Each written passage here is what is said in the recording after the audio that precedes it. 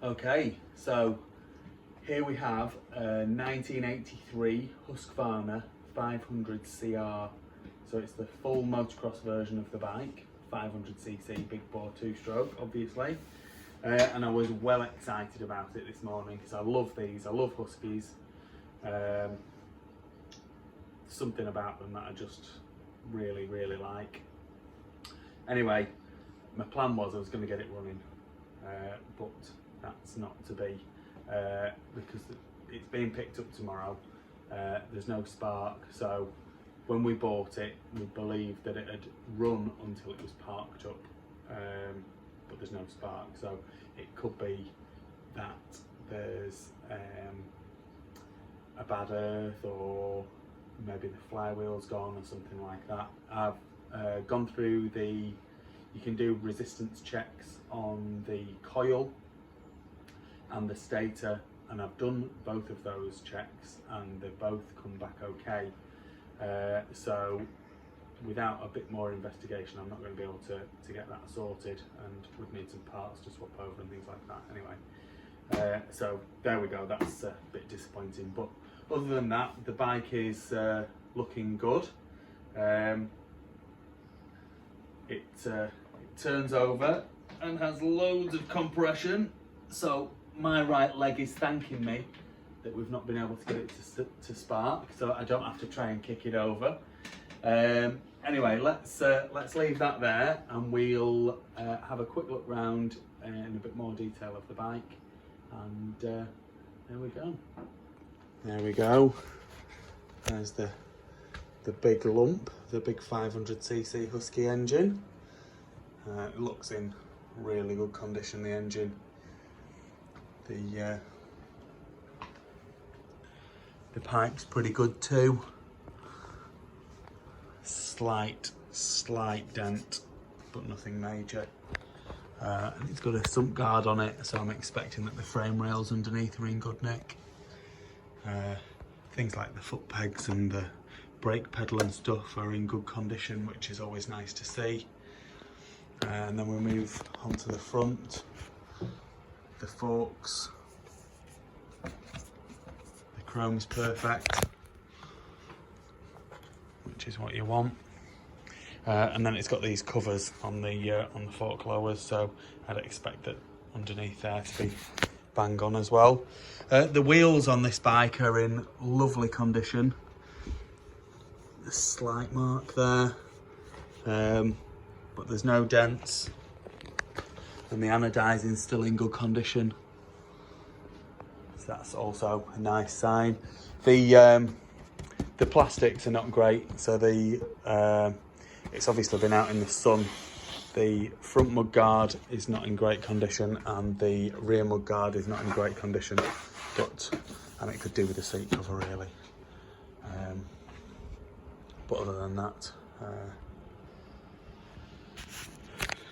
back to that beautiful engine. And I mean, if you look, the amount of effort I have had to put in to get that to turn is quite substantial.